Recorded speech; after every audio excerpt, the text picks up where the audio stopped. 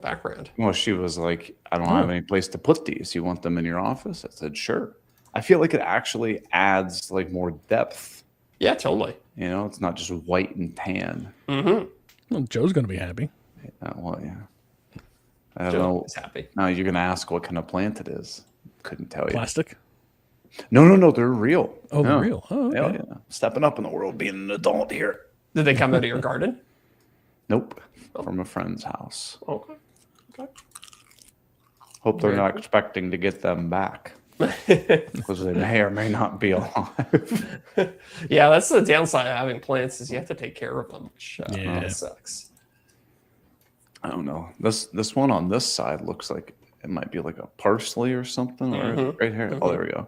It looks edible, but I wouldn't try it. No, I don't just go eat plants. And then this one here. Oh, look at that. This almost looks like a miniature palm tree. So I'm not sure what it is. Elephant ear or something, maybe? No, that's coated in cinnamon sugar. Okay. That sounds good though. Yum. So we do have Gorilla Glue tonight. Yep. Yes. Okay. I'll break in with that halfway. Oh yeah. Is it BYOC tonight? Tomorrow, next week. Next week. Hangout. Lumberyard hangout. Lumberyard. Yeah. Fuck. I'm ready to rock if you guys are. All right, let's do it. One note on the after show, we do have a comment that came in that'll be worth reading. I mean, it's nothing that's going to spark much conversation, but it'll be fun. Okay. But we'll save that for the after show. Oh, yeah. Roger. Right. There we go. Welcome to Off the Cut. Dude, I haven't touched any wood in a long time. And that's why it's covered in plastic. Oh, man. Some X-rated content there. I don't care how long it is. Thoroughly excited. Great for the pocketbook, bad for the environment. Oh, I'm number 3. Hell yeah. Hell yeah. I'm glad we got the explicit out of the way early. If I'm going to put money into this, it's going to be great. And I guarantee it. Don't forget to spend your Burkle bucks. That was super easy. Get it. Oh, sorry, I forgot I had to do the intro.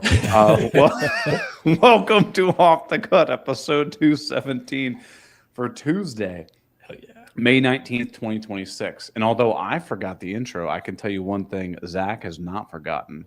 That's kmtools.com. How could I ever forget kmtools.com? It is your premier place online to buy Jonathan's own handcrafted tools. Well, I mean, I guess I shouldn't say handcrafted, but at least hand designed, right? Yeah. I mean, hold on. Where is it? I gotta find my bourbon blade. There it is. Oh, there it is. Look, we all know that the bourbon blade is the greatest everyday carry knife ever invented. I do use it essentially every day now at this point, and I love this thing. It just it's a great example of the amount of effort and design work that goes into a simple product.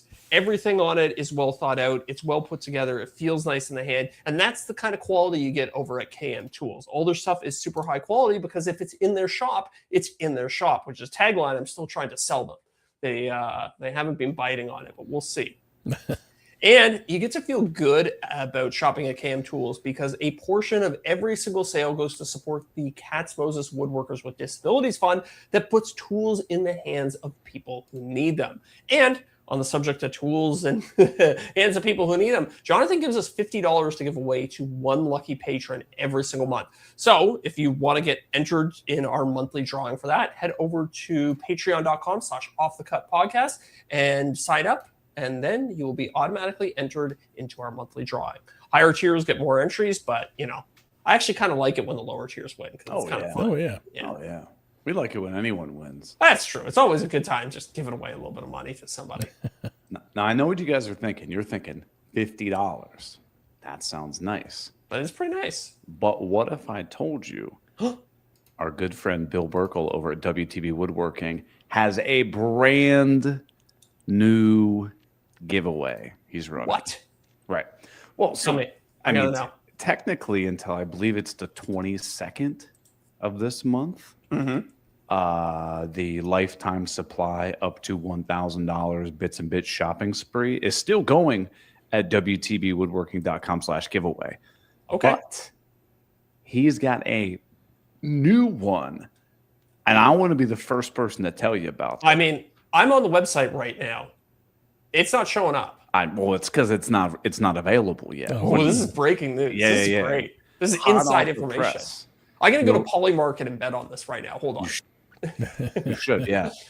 Yeah, it pays out 100 to 1 if you can guess. If you can guess what Bill's newest giveaway is. Well, starting May 25th through July 24th. So, people, we're giving you more than a 1 month heads up.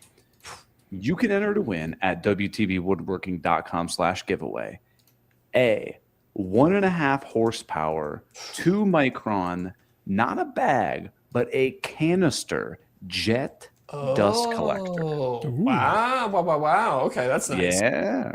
Because, like, That's- you know, we all know the bag dust collectors. Every time they fill up, they Yeah, big plume of dust goes in the air, and the bag really doesn't do much. it's Now, true. They should really, I mean, yeah. I mean, not to disparage all the dust collector companies, but the second you fire one of those things up, it does the opposite of what you want and just kicks a Yeah. bunch of dust into the air. It collects the stuff that's not harmful and kicks around the stuff that is harmful. Yeah, it's like the big chips all get like collected, but the fine dust that goes right to the back of your lung, that's the stuff that kicks into the air. It's not great. Yeah. Yeah. So you can win that 2 micron canister filtered dust collector, 1.5 horsepower jet. WTBwoodworking.com/giveaway, and make sure you tell them that Off the Cut Podcast sent you. But that's not it. Sorry, I needed a segue and I couldn't come up with one. What But else you got? Shaper Origin, 15% off select accessories through May 29th. So you got about 10 days to get on that. Pretty sick. Still in stores running 10% off wood turning planks, 10% off all boards, and 50% off all slabs. But listen to this. Craig, who is making some waves today, Craig has a Craig sale June 8th through the 21st, $20 off select 20-volt ionic drive products. So we're talking the shop blower, the random orbit sander, the trim router, and both size circular saws, $20 off at WTBwoodworking.com. Okay, I'm impressed. I'm impressed. Head over to his website, WTBwoodworking.com, or head in store, visit Bill yourself at 390 Pike Road, Huntingdon Valley, PA. Amazing. Nice. So, did you guys see the news from Craig today? Scott was texting me earlier. I did not. I think I did. They released their little domino killer, didn't they? Well, we're going to call it a loose tenon. Oh, okay. For legal reasons, it must be Yeah, called yeah. a loose tenon. A domino killer would have been a better name. It would be better. But I'm sure Domino is probably trademarked, right? Okay. Probably. So I've known about this for about a year and a half. I had no idea it was coming out. Because like I saw this whole tease thing or whatever, and like we got some stuff from the girl at the PR girl at Craig sent out, and she was like, "Hey, remember we have a surprise launch this coming?" And like I checked it out, I was like, "Oh, I knew this was coming, but I didn't know it was coming today." Yeah. Okay. And so I know people are going to be asking, "Is it any good?" Yeah. Not used it. Okay. I They haven't don't sent you a own trial one? Are you Not getting one yet. soon? Yeah, I'll be getting one. I don't know the exact date. Okay. But Did I see if that's on their battery platform or is it wired? it's battery. Okay. Okay. They're pushing all of their stuff to battery.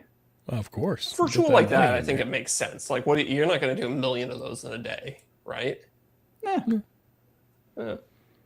I wouldn't. I mean, I'm going to connect at the dust collection. That's a good point. These cheeky MFers, though, I'm looking at their website right now, and what do they have in the background? They've got a bunch of loose tenons lined up like dominoes falling over. Oh, yeah. Oh. That's They never say it, but they're insinuating it. that's fighting words. I'm Yeah. curious to hear what Festool's response to this is. This is a good woodworking beef. This is like when the game was beefing with 50 Cent back in the day. Yeah. Or P. Diddy and Notorious. Or no, it was Tupac, Tupac, yeah. right? Yeah, that was hot drama. Or Katy Perry and Taylor Swift. That never happened, did it? That's what the song Bad Blood is about. Really? Really? Sure. Yeah. No, Bad Blood's about Kanye West, isn't it? I thought it was Katy Perry. I mean, I could be wrong. I think it's often am. because he didn't he interrupt Taylor Swift and say that Beyonce should have won the award at some show At a the while ago. Grammys. Yeah.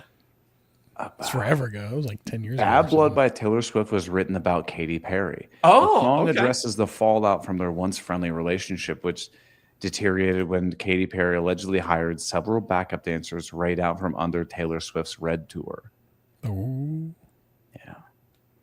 Although I Craig think she releasing did. a domino right there. Yeah, yeah. I mean, Stay we can practiced. spin any episode into pop music talk. We did a good job of it last week, so yeah, why don't we just yeah. keep that ball rolling? So this episode, the one where they buy 101 Katy Perry singles. Loose I wonder if tendons. it'd be nice if we could see what the click-through rate was on podcast show titles, because I'd be curious to see if that one was higher than normal. Yeah, I don't know. But so what they're calling their domino the Craig Edge, which let me just say, terrible name. Yeah, not great. Not great. Like, okay, a drill. That tells you what the drill is. True. Biscuit joiner tells you what that is. Like, That's a good point. There is no description. But again, Edge Joiner might have been better. Sure. The Yeah. Craig Edge. What is that? Is that a track saw? Is that like a circular saw attachment? Not Sounds a like good you're doing name. edge banding. yeah. Well, that too. Edge bander. Is it True. like a trim router that's going to trim off edge banding? I don't know. True. Good point. They do But have yeah. a very competitively priced though. $4.99. That's not $4.99. bad. With That's a a- battery. That's You get with a the battery? battery? Yeah, with a battery and charger. Wow. No, it says tool only for $4.99. Oh. No, $4.49 Says is complete- tool only I see complete kit for $4.99. Okay, so Yeah. $50 more for a battery. That's still pretty good. for a battery and charger, right? Yeah. Yeah, you get a 4 amp hour battery pack and the charger. Okay. I mean, look, I'd like for it to be good because you could buy 4 of those for what it costs to buy a domino. Right. I hope it's good. Yeah. I mean, it doesn't really.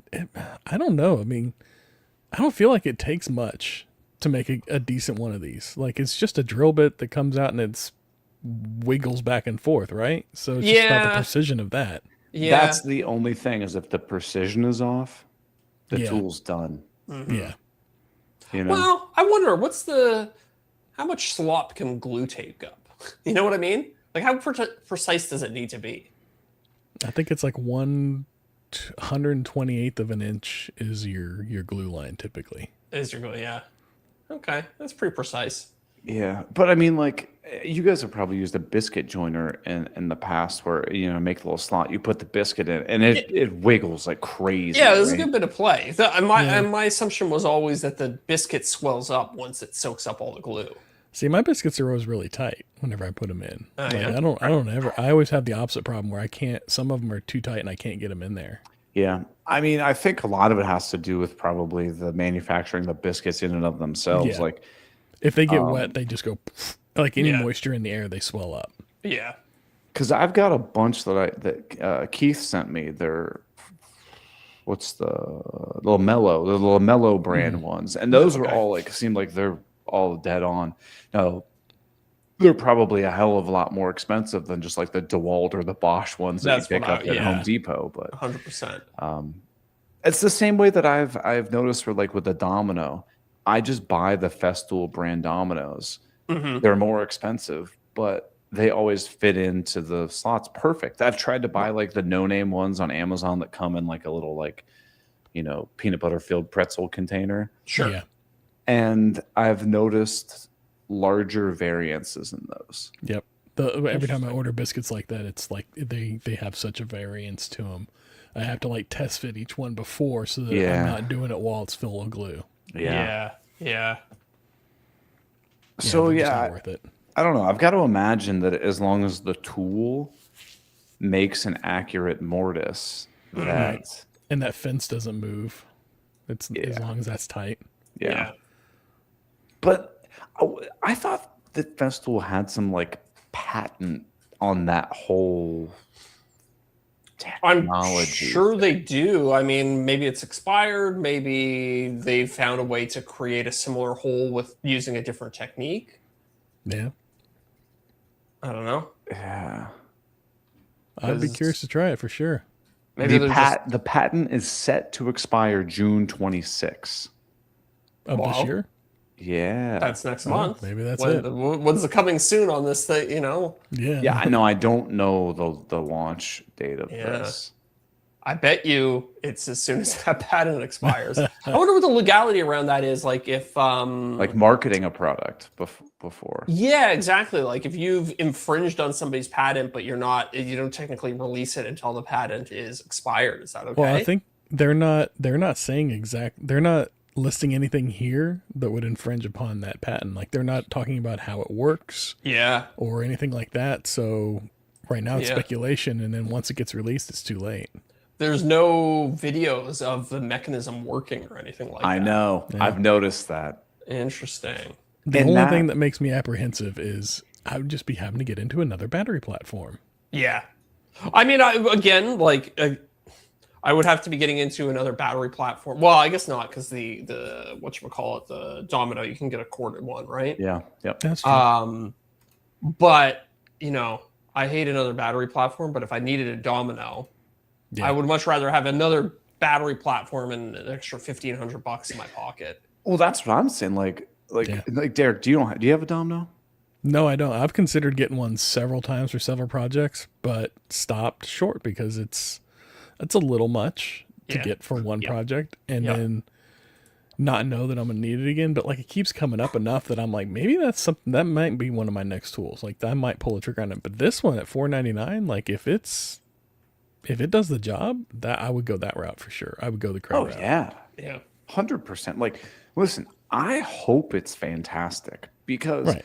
the three of us have always said, I love when another company can make an incredible product because it forces both people Yep. to compete, both people as in companies, to compete against one another to push each other to make a better product. Like, Exactly. I don't Absolutely. want a monopoly in any tool industry. I want everyone to be forcing the next company to make a better version. Well said. Yeah. Like Absolutely. this would be perfect for you, Zach. Is like I think it would be interesting, Yeah. is because I know you don't do as many woodworking projects now, but like if you're like, boom, I want to make a desk and you want to do some quick joinery, like, dude, I all know. day you would do this. I mean, I you think- can figure out how to put a Game Boy screen on there and play games while you're doing it. I think if I do need to do any like tenon joinery, this would be a pretty easy purchase for me. Scott was funny when he was texting me earlier. He was like, you know that the day this releases, every single person in our space is going to be making a video about this. True. Yeah, that's a good point. That's gonna be annoying, but what are you gonna do? I'm curious to see how Festool responds because they could cut the price on the Domino. Yeah. Be I'm competitive. sure they have pretty healthy margins on that $2,000 tool, right? I mean, I would imagine that's pure Yeah. speculation, but I would think so. Yeah. And I don't know, $4.99 with a battery and charger, like Yeah. Yeah. that Get you ain't in the door. bad. Now, I would certainly pick this over the Mortise Mate thing, which is like the thing that you put your drill in and you jam it back and Yeah. forth. Oh yeah. What about But- a Panto router? The Panda router would be sick, but that's wildly expensive. You seen a Yeah. Panda router, Zach? No. It's you basically you take like a full size router motor, it's on its side, and you have this like lever that like traces these like patterns. Oh wow. It's really cool. Yeah. I kind of see how it works. It's a That few looks like a $1,000. That looks like an awful lot of setup, though. Yeah. Oh yeah, that's something that like you would set that up and be batching things out. Yeah, that's like if you're gonna make like a bunch of chairs or something like that, and they all connect together in the same way. Right. And like so like the one you're looking at, how much is it? Like $2,500? They annoyingly don't make the price very obvious on their website. Buy now. Yeah, $2,700. Yeah, right. $2,650. So, very expensive. Very Yes. specialized of a tool, Yes. right? Mhm. So that's what it is. But interesting Exciting. that this is coming out, and I know. I I'll do be the like a new first one to tool let you release. know. That's exciting. Yeah, it is Yeah. exciting. I mean, I guess it's not a new category of tool, but it's still exciting that Yeah. something's coming out. Hmm. Cool. I'll be the Well, first to give one it to let you guys know. perspective, the Domino, the Festool Domino battery powered one, goes for $1,279. Okay. Does That's that cheaper come than I with would have DFC thought. battery? 500. I don't think it comes with the battery though. I'm trying to find that information right now, and I don't see where it says it comes with the battery. Wait, so is the battery powered one cheaper than the other one? I was looking. No.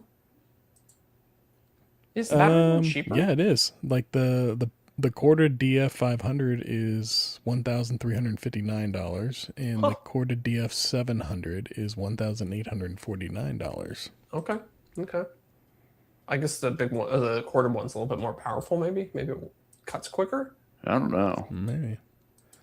They're both. But I DF think once you 500s. add the price of the battery and the charger and stuff, that Yeah, good point. Yeah. If it I don't doesn't think come it's with it. out yet though. The cordless one, technically, I don't think you can buy it yet. So maybe that's why? Maybe. Question mark? I don't know. Yeah, because I can't. Like it says to go find a dealer.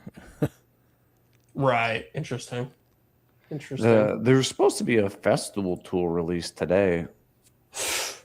Maybe they delayed. Yeah, I don't know. Maybe they're like, we need to It was supposed readjust to our be at, price. like 6:00. Interesting. If I go to Festival USA, can I figure out, is this going to be breaking news? Doesn't seem like it. No, I don't see anything on here. Well, enough. Oh, Interesting. okay. Oh, yeah. You're right. The Domino with the, it says that it's available June, the cordless one. Okay. It does not come with a battery. It does So that would not be come with add-on. a battery. Yeah, you have to buy that separately. But well, enough tool talk. You guys been up to anything It's a fun this woodworking week? podcast. What are you talking Yeah. about? I mean, I feel like, Let's this keep is probably pairing. the most woodworking talk we've done in a while. It's good. That's why we had to get away from it. True. Oh, man. I've been editing today. Oh, me the too. last couple days. Me too. Yeah. I'm actually in an annoying situation. I mean, maybe I shouldn't disparage the sponsor, but I'm waiting on approval. I have a YouTube video that's finished, ready to go. It has been for actually like 2 or 3 weeks now, which is really ticking me off. And I killed myself to get the sponsor integration done really quickly so I could get it out as soon as possible. And they're just dragging their feet on proving it. Oh, Yeah. Has this ever happened to you? Oh, yeah. And there's this thing. So in every contract, for people who don't know, this is some good inside baseball.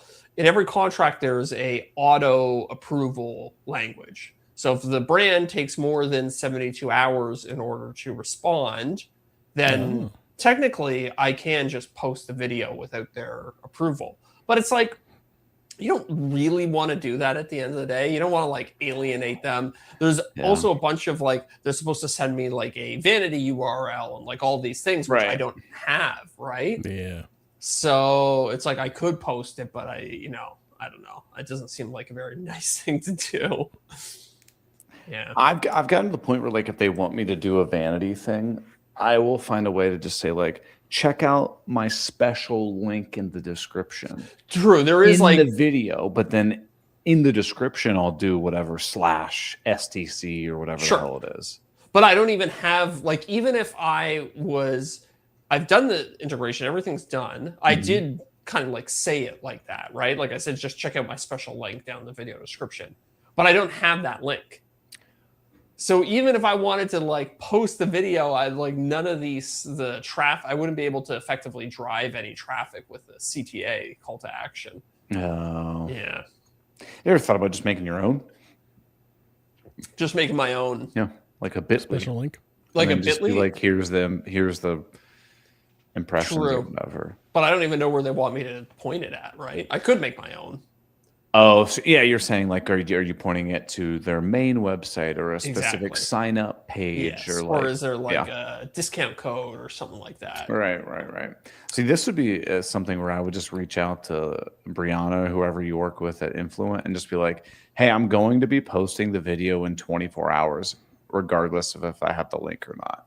Yeah, I mean, But you don't want to be a dick about it. I've had that Yeah. conversation with my person, but it's like even she's like, well, you're well within your right to go ahead and post it, but it's like it's not, You don't want to burn a bridge if Don't you want to burn a foresee yeah. working with them again, right? Exactly. Like I like the product. I would be happy to have them sponsor other videos in the future, but But then the problem is it's you and then it's Influent, who is your agency. Influent is then probably contacting another agency who is then probably contacting this brand. So you basically Correct. have like 4 layers of people that Yes. are trying to communicate to make this happen. yes. And it's a holiday week, right? Like I know like a lot Yeah. of people in the US, a lot of people are taking time off. The Memorial Day is on Monday. Yeah. So, Yeah. I mean, you might be battling that as well. Maybe. But Regardless, I want you to get the video out, and I'm kind of disappointed that I had to sit What- on it for. what video is it? Xbox? No, it's my panel speakers. Oh, yeah. Yeah. I've been sitting I on hear that. about That them video has been forever. done for a long time now. I've what had I that thought. like sitting in my inventory for 3 or 4 weeks, which I'm not happy about. All right. So you've had the video done. Have you been using the speakers a lot? Oh yeah, every day. Okay. Really? Honest rating on the speakers. Is it a 10 out of 10? With the way I have it set up, I would say like 9.5. I mean, Really? I don't want to say 10 out of 10 because there's always room for improvement, right? But definitely best sounding set of speakers I've ever had connected to my computer. Okay, so it's Interesting. better than like the clear and walnut ones that you've made before. Yes, definitely. And there's Really?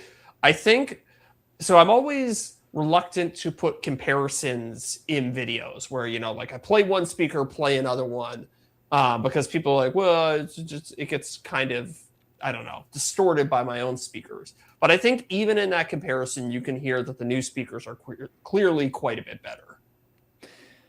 Interesting. Because so obviously the speakers themselves made out of different materials and different, let's just call it technology, just to all encompass like Completely different design. shape, size, design, everything like that. Yeah. Or they all have different technology. It's not just that it's a different tone, or what's the word people, is it timbre?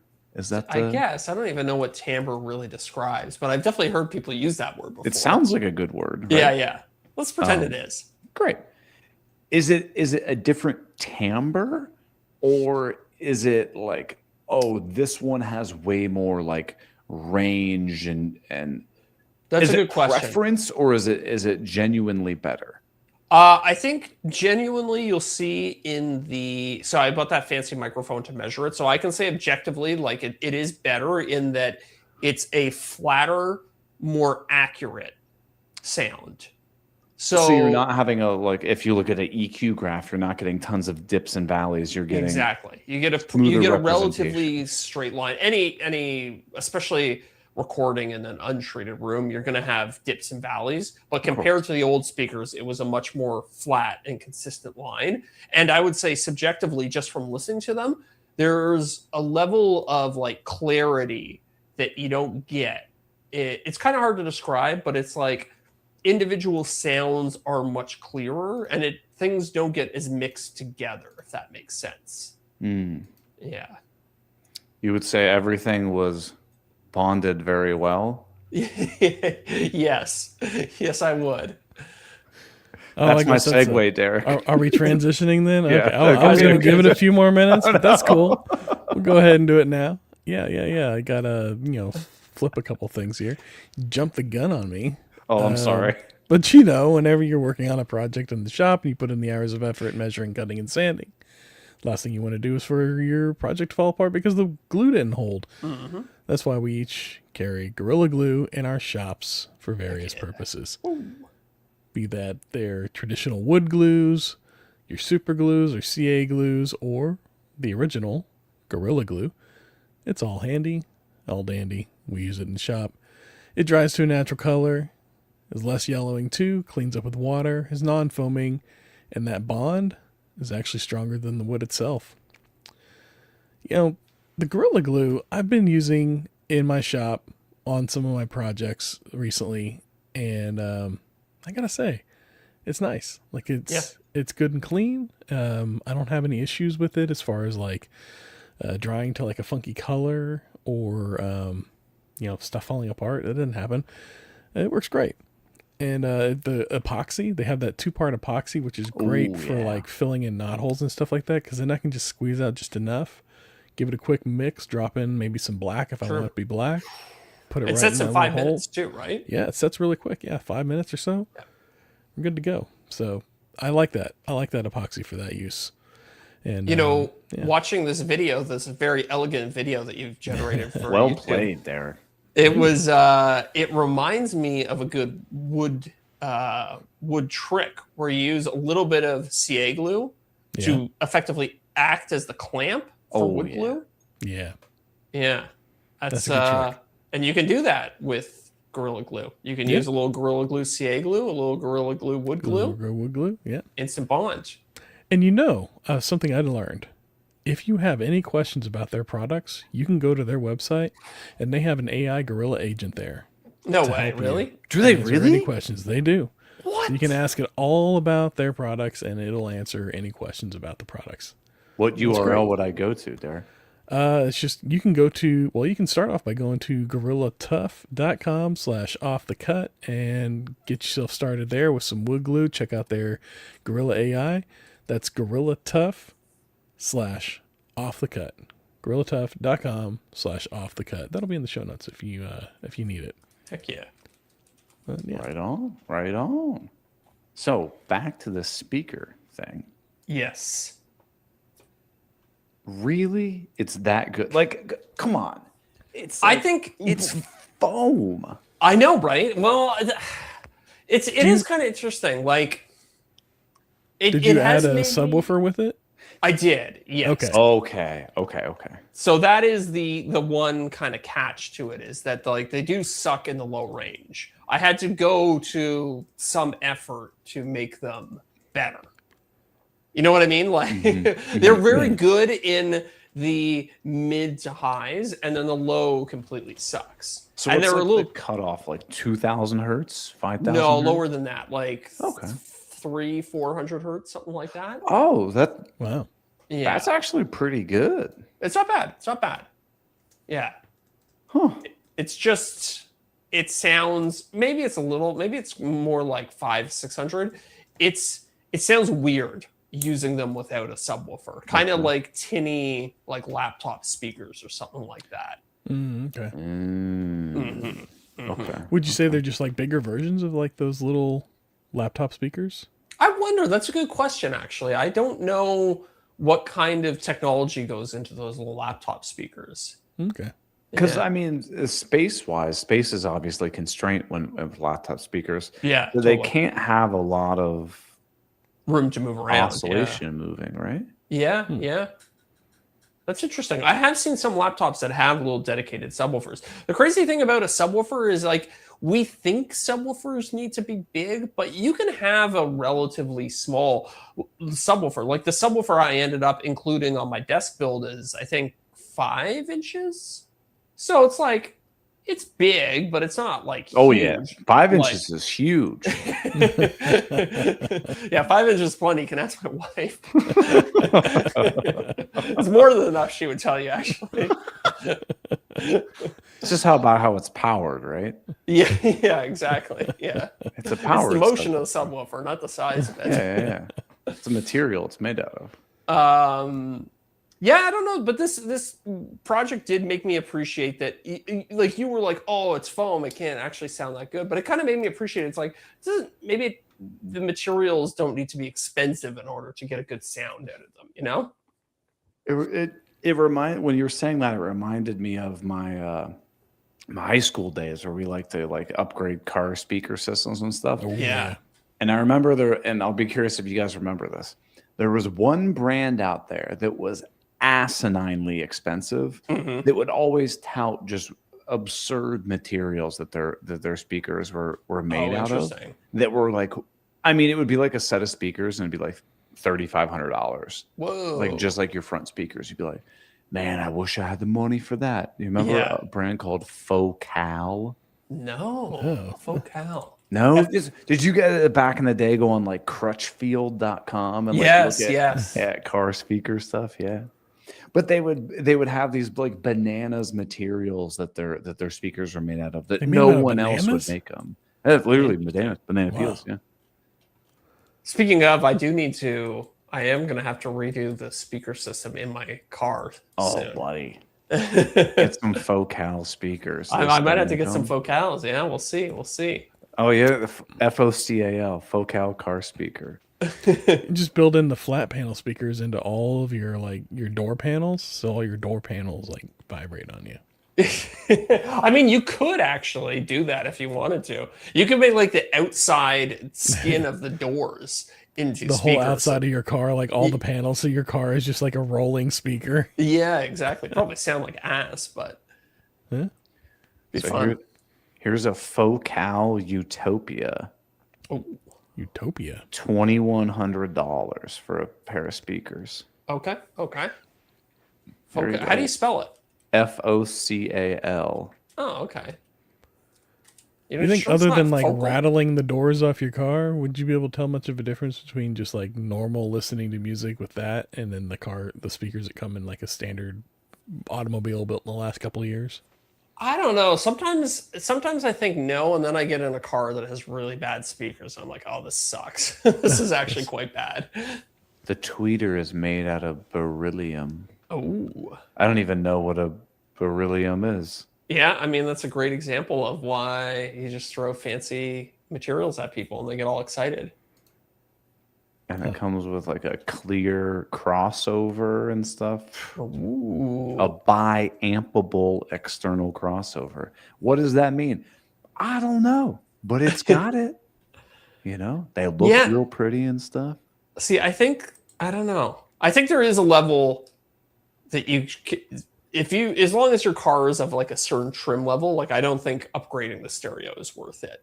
But if you have a 90s car with a bass stereo, it's like, those were made to be upgraded. Yeah, exactly. Yeah, I've got whatever. It's not the bass audio thing, but it's like you said, on certain trim levels that you get like the Bose version or the JL audio or JBL thing. Very rarely actually made by the company. Oh, with the name on it, right? Like if it says Bose, it's probably not actually made by Bose. It's tuned by Bose. Right. Yeah. So I have like the speakers. upgraded one on my Ranger. Mm-hmm. And then one of my buddies also has a Ranger that's like a year newer, a year younger, whatever. It doesn't matter. It's the same, like basically model year. And he doesn't have it.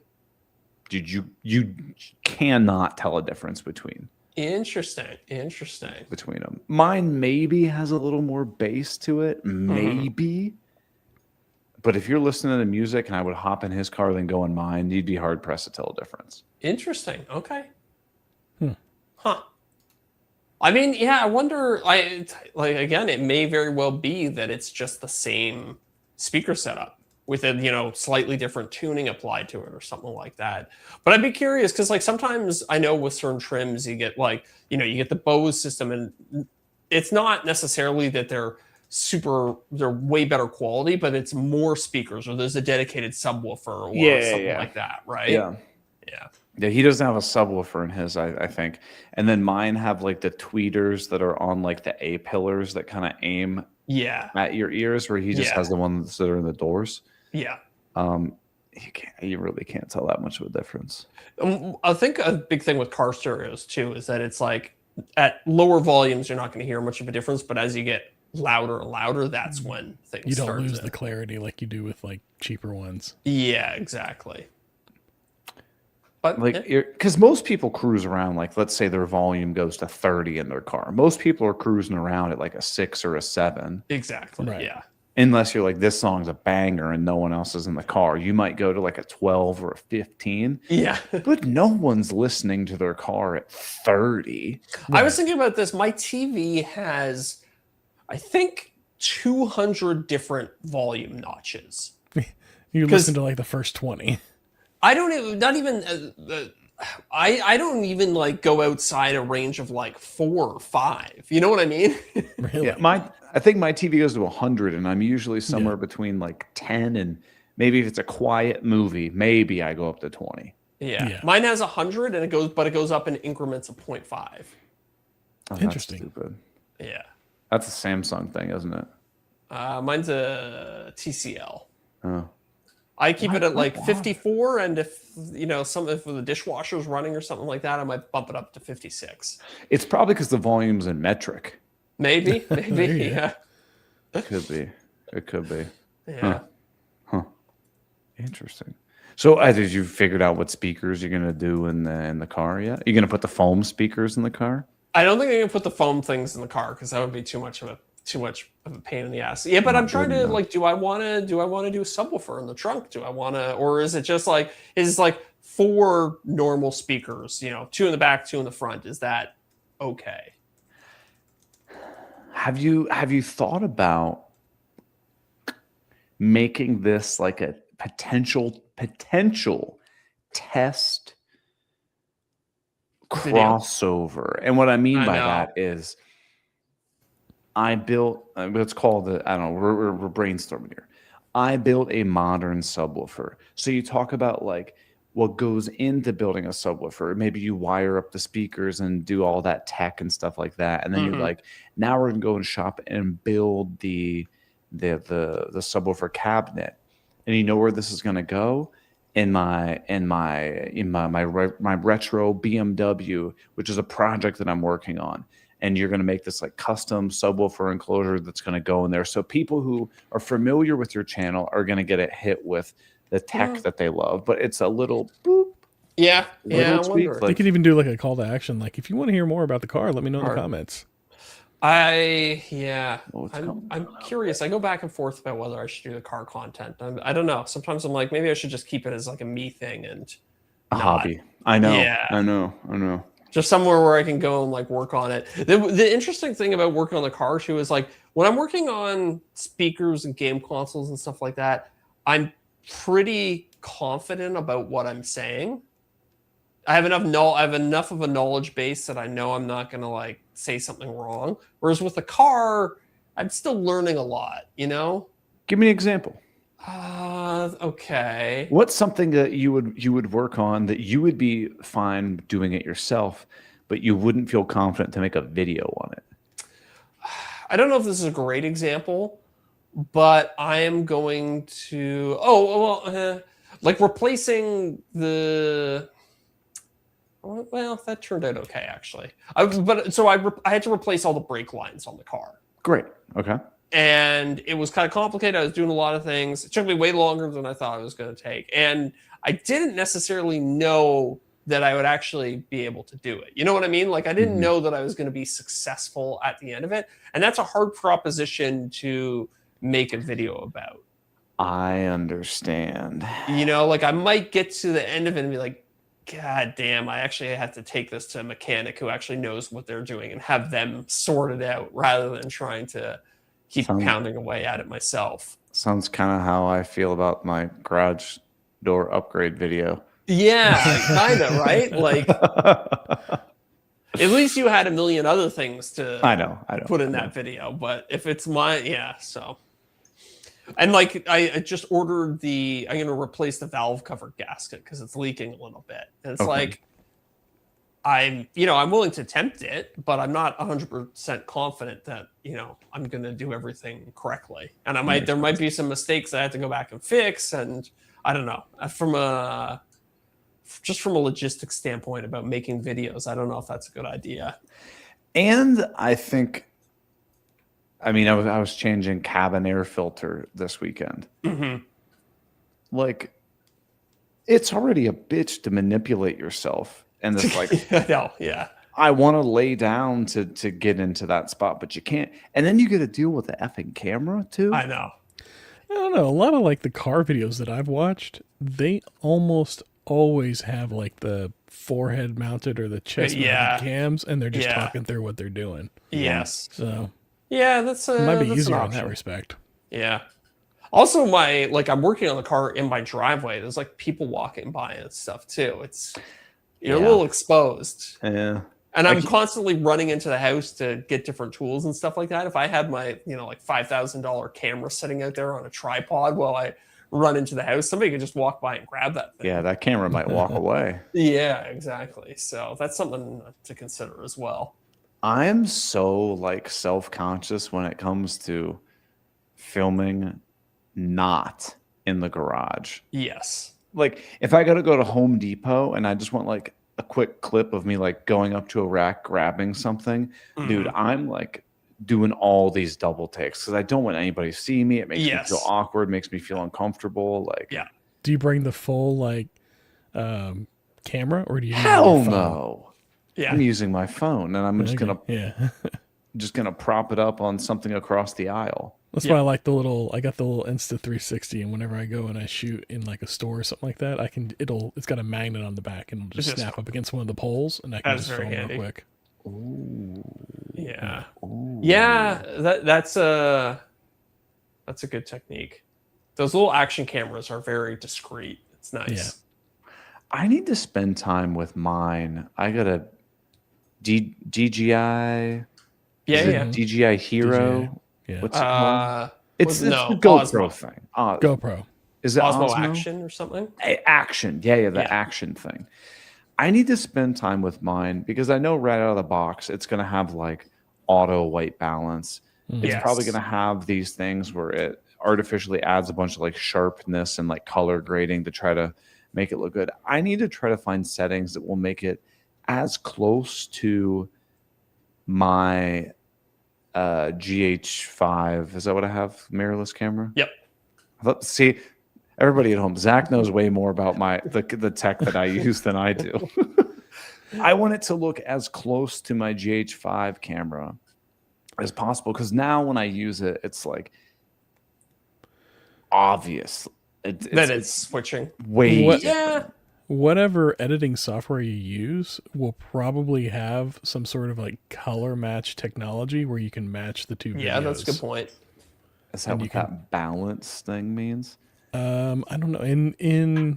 I know in Adobe, it's got it where you select color the video conform that you want it to look like, and then you select the other video and you tell it to like auto match them. Oh, where's that and feature? It'll take the second video and it'll match it to the first one. Off the top of my head, I couldn't tell you. I'd have to fire it up and kind of dig through it. But I've only used it a handful of times for a few videos. But most of mine, like I shoot between the Canon and the Insta360, and they look close enough that I don't really have an issue with it. In fact, like Eric, were commenting on my last video on the footage in the beginning looking so good. That was the Insta360, all that downtown stuff. Really? Stuck that up. That looked like a stuff. DSLR. Yeah, it's outdoors. Outdoor stuff. The action cameras always look fantastic. Yeah, it's because they can have a really low ISO. Yeah, and that's what they're designed for. They're designed for action, which is typically outdoors. Yeah, yeah. Once if like your ISO gets above like 1,000 on an action camera, forget it. It's gonna look terrible. Yes, it's gonna all look mushy and noisy and blah blah blah. Yeah, When I was going and getting B-roll and stuff for my video that I'm just wrapping up now, like the garage upper thing, I was like, you know what? I'm going to try using my iPhone as just like some B-roll stuff. Dude, it actually looks pretty good. Okay. Like, I might do it more. I've done it for, it's funny you were talking about going to like Home Depot and just like a quick shot. I've used my phone for those types of shots before. Just like a POV of my hand grabbing a spray paint can. Yeah, something like that. Funny, I've done a lot of that in the past. And then it makes me wonder, like, okay, you guys know me. I refuse to upgrade phones, right? Like I'm always...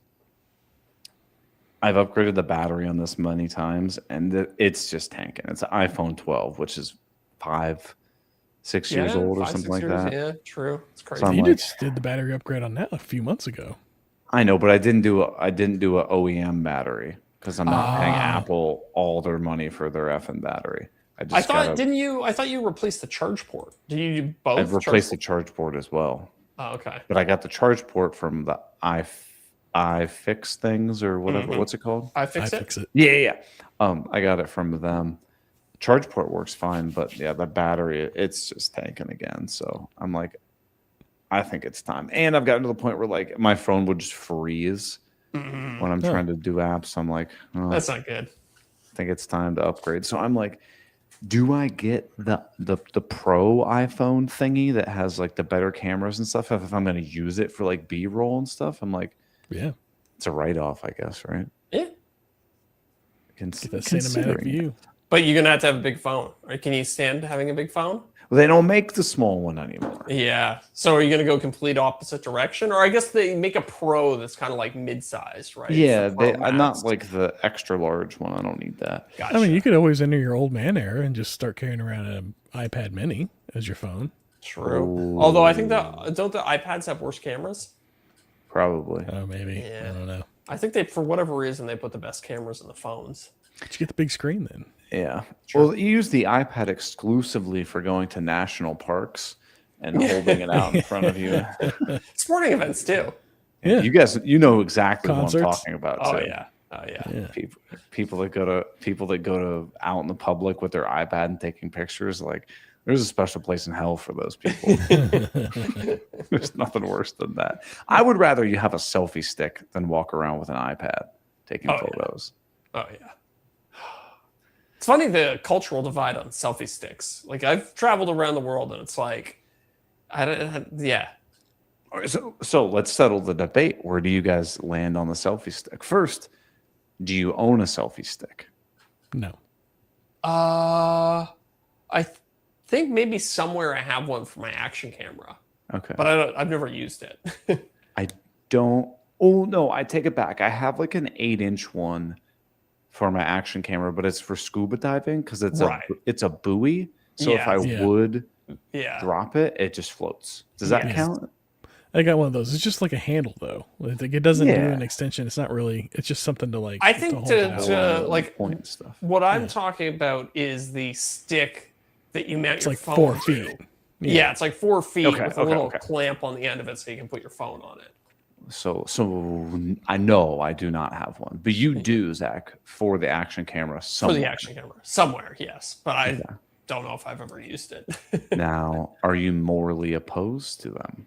No, but I think I film myself so much for work that when I go on vacation, I'm never like, I need to like get shots of myself in this location.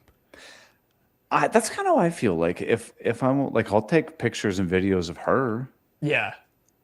And like if she was like, "Hey, let me get a picture, like a video of you here," I'd be like, "Yeah, sure," but like I'm not doing it of myself. Yes, yeah. I feel like the technology in phones has advanced to the point where it's not even necessary because now you have that 0.5 mode that you can go into. That's a good point.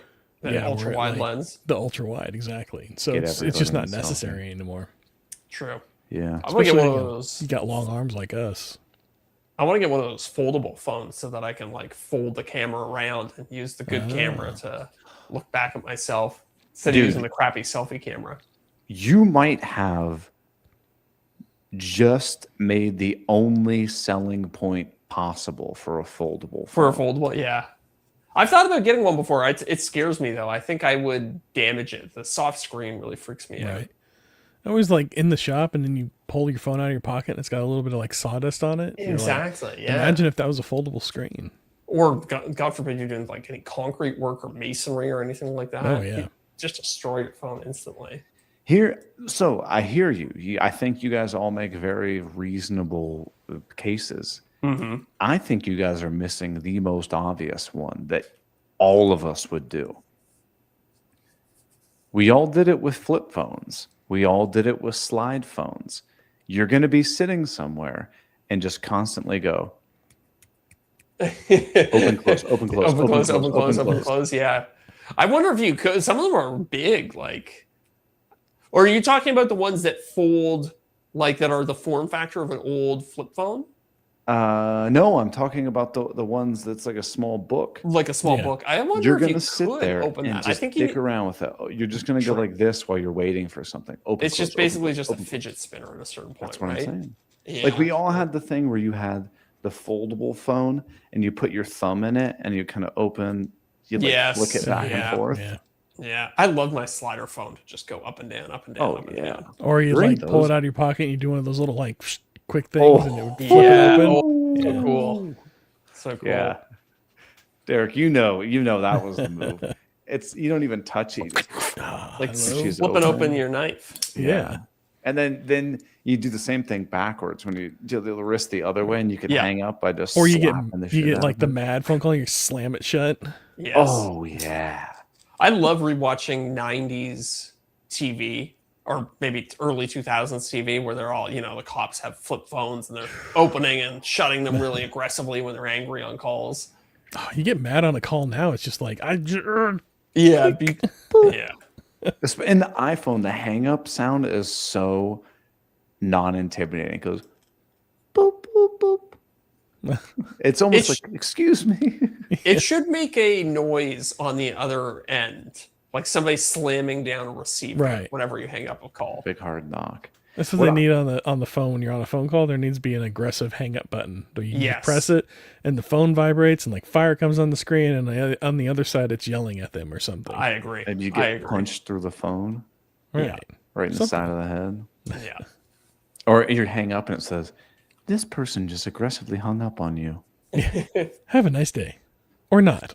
But yeah, it's like a landline where you could just boom, just slam it up against Yeah. something Those phones lasted for decades too. and build them like they used to. What I always wanted to do, and I didn't have one when I started seeing these movies, is like in the early 90s, late 90s, people would like answer the phone in really cool ways. Like, the phone would be sitting on the little thingy and they'd like bang the table and the phone would yeah. jump up and they'd catch it. Oh, I wow. was like, golly. Put your hand down on the backside of it, it flips over into your open hand and you grab it. Yeah. I didn't even know about that one there. Slick move. Man, you guys are making me want a landline now. Good old rotary phone. That would be Yeah. fun too. Well, Derek, you been up to anything fun the last week or so? Yeah, I've been working on this little project. So I sent y'all a picture of it, and that's just the prototype that I was working on earlier in the week. And it's just this hexagonal pattern and contrasting wood. So like the outside's going to be maple, and then the inside's going to be the inside will be that's a Bolivian rosewood. Fancy. And so I made these little 3D printed things to clip onto the hexes, and then that allows me to put spaces between them. And then that space between them gets infilled with a golden epoxy. Oh. So you're going to end up with like a white oak, or not a white oak, a maple, an epoxy line in this honeycomb pattern, and then that rosewood in the middle. So my question to y'all was, that maple is going to get painted white. What's a good method to go through and keep the epoxy and the rosewood in the middle from being painted on, and then painting Oh man, that's the maple tough. white? I know it's like I got to tape it off or something. So But I don't know if you had like a good suggestion, maybe. I'm gonna I have go ahead. I have an idea. I don't All know that it's the best idea. How big do you want it to be? What do you mean? Oh, the Well, whole like- piece, the final piece is going to be 30 inches by 16 inches. And it's these little like 3-inch, not 3 inches. What is this? About little over 2-inch hexes. Okay. And it's not going to be a bunch of them. It's just going to be on the periphery, Yeah. probably 9 of them coming out of the Could corner. you the same 3D print jig that you're making to line them up? Yeah. Could you make a 3D print cover that also to go over it? to mask them off for when you go to do the painting? Could. My concern then would be like the paint going under it. Mm-hmm. As you're Yeah. spraying it. Yeah. I feel like taping it would be a lot more effective. Yeah. The problem is you end up with, either way, you're going to end up with like a crisp line. Yeah. That's going to look a little weird. Well, I'm going to paint it white, and then that crisp line, I think I can knock down just a little bit with maybe a light sanding, maybe some Scotch pad, something like that. And then the whole thing will get like a clear coat on top of it. Clear coat over the top. Yeah, yeah. Huh. That's tricky. Yeah. I think masking is my best option right now. I can't think of a better option. Even doing it with tape is going to be a little... It's doable, but it's going to be time consuming, right? To get because you have a bunch of different angles. Well, I have a MDF template that I lay down and I cut out that recess with that all the little hexes go into. And so I think I can lay that template back down again after it's all said and done and the paint's on. And then put the tape over it and then put that template back down and use that to take my knife and cut the edges of the tape. Pull all that off. Gotcha. Yeah, I truly think masking is your only option. I'm brain dumping here. Yeah. The thought is you have your maple, you round out the little recess, you put your hexagon guy in the middle. Yeah. You put some epoxy around it. It's got an 1/8-inch gap. Yeah. Right.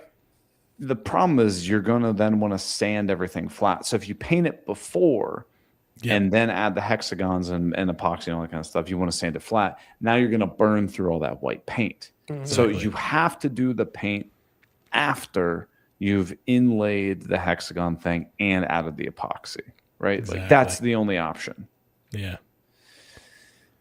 Do you have one of those crickets? No.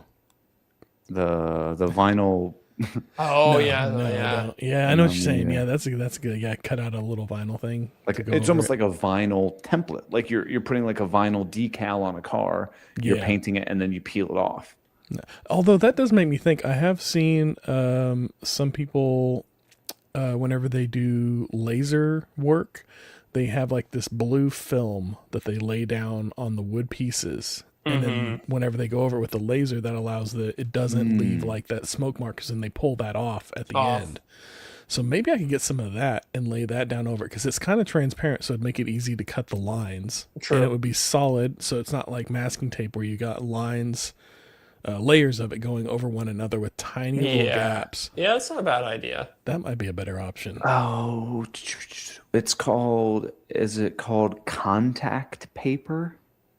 Maybe Something that we used in like elementary school to do like art projects and stuff. You you'd take like shelves and you'd put this it's almost like wallpaper. Oh yeah, it's wallpaper, but you peel the thing off. Yeah, I'm pretty sure they make like a translucent version. So they do. Basically put a piece of contact paper all the way across it. Yeah. It'd be a pain in the ass. Get like your 3D printed jig of the representation of the epoxy line, hold the plastic piece down, and then take an X-Acto knife and trim around it, and then you could peel that off, and then you would have basically the negative space in which then you could cover everything with paint and then peel the contact paper off. That's an option. Yeah, I think that'd be a little cleaner than just masking tape for sure. It's very time consuming. I don't think there's an easy solution for this. I don't think so either. Yeah. Yeah. There's not a world in which you could put the hexes in at a slightly different height. I mean, like you could, but the epoxy is the thing that's going to be like that's going to throw all that. Yeah.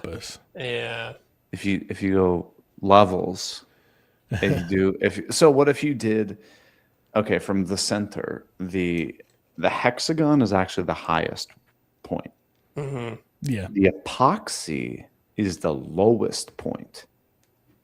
And then the wood on the outside is in the middle. So there's an intentional height stratification. Yeah. Maybe, but I don't know if it would look good. Yeah, it'll end up being a panel that gets put into a frame for the side of a box. So I don't know the different levels would work. Yeah. God, okay. I didn't know if this was like a sign. No. It's the side of a toy box is what it's going to end up being. Oh, okay. Yeah. But I think Yeah, if I had a CNC or a shaper, I would have cut the hexes to perfectly fit and then not bother with the epoxy. Yeah. But where I'm at and the way I'm doing it, what I have to work with, the easiest way to get there quickly without a lot of headache, I think, is to do the epoxy line. What about if you didn't use how are you insetting the how are you insetting these? Like, how did you create the relief? You use a router? Yeah, I used a router. So I created, I took the pattern and I printed off a few pieces that then went together and created a master pattern that I transferred to MDF so I could route it out and use a guide bearing to go around the edges. And then I just cut out all the excess with that same piece. Is there a world in which you could paint a panel white and then cut out the relief and put all the pieces in, and then like you're probably going to have some like tool marks and stuff like that, but you just go and touch up the white paint? Yeah, that wasn't something considered. The only issue is the hexes would have to be the exact depth that my relief is with no excess, because then they can't sand them down, and the epoxy again would either have to sit recessed or I'd have to be okay with a slight hump on it, and I'd have to be exact with pouring the epoxy in there too. Well, you could mask off. So get a MDF board, paint it white, cut out your relief, then mask around the relief, put all your hexes in, cast the epoxy,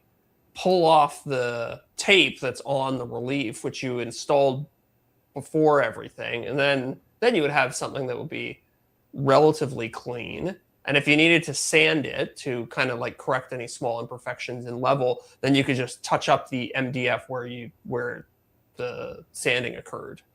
Oh, but it's not MDF, it's maple. Why does it need to be maple though if you're just going to paint it? Hardwood. Well, I want the look of it, and I see. I want it to be hardwood. I see. Yeah. MDF is it's like kid's toy box. MDF would it gets wet or anything like that, it's going to expand and Gotcha. Well, I mean, same principle applies though. Paint it first, cut the relief, then mask everything that's not the relief. Put all your parts in. Yeah. What about and I'm thinking out loud here. Yeah. The hexagons aren't wood. Rather, they're 3D printed, and you epoxy a thin veneer of wood on top, and then you 3D print a shell that goes around that's white or gold or whatever, that's that border, and then you're basically just inlaying those plastic pieces because you could sand that plastic piece down. Oh, maybe. I have no idea if that would look good or if it would work or if it would expand and contract and snap. I have no clue. Yeah. It's not a bad idea.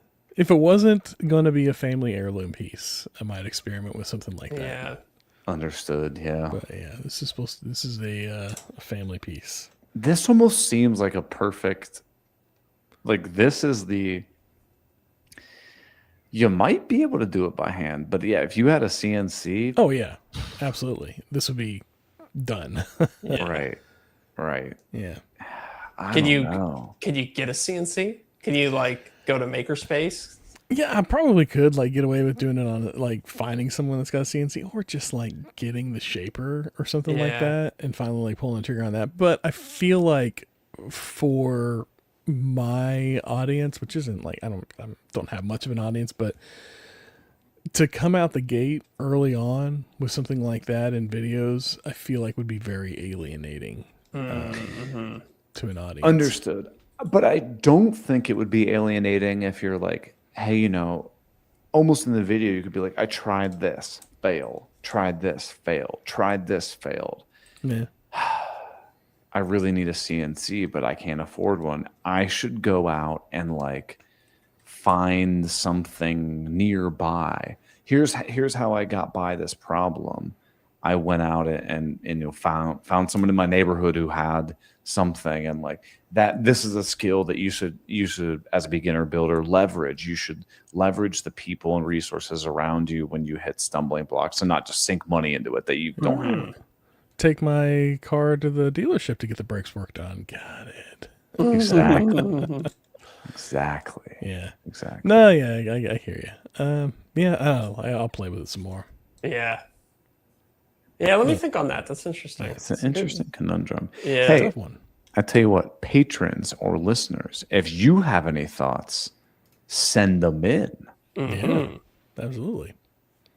And speaking of patrons, I think we should go over to the after show and hang out with our patrons. We're a little over time. That's next week. Oh, yeah, that's right. Next week, we've got something. Nice. I was gonna try to buy you a little time. Say next week we are doing our live Lumberyard Hangout, which is where we get together with all of our top tier patrons and talk about whatever you want to talk about. Turn on your camera, hang out with us, grab a seltzer water. Heck yeah. We will be there next week. But this week, we're heading over to the after show. So if you guys want to join us over there, get an opportunity to unlock that or win that $50 gift card from Cam Tools, unlock the after show, the bonus show, and tons of other perks, head over to patreon.com/offthecutpodcast, and we'll see you next week. Yes, sir. See you, everybody. See ya. I want to give a huge shout out to our returning top tier patrons. Corey Duvall at Woodcraft and Honey. Josh at Sawdust Builds. Joe Welsh at Delaware Valley Workshop. Goblin Spanker. You can't say that anymore. Bill Burkle, WTB Woodworking. Dadu said, yeah, buddy. Building Creative. RJ Russ. Bailey Thompson. Charles Averso. Damon Pattison. Bingo bango, you're done. Zach, to be honest with you, I don't even know if I follow you. You should stop. Nailed it. Woo. Nailed it. All right. Well, live stream, thanks for hanging out with us. As always, we are going to go to the after show. Let's do it. See ya. See ya.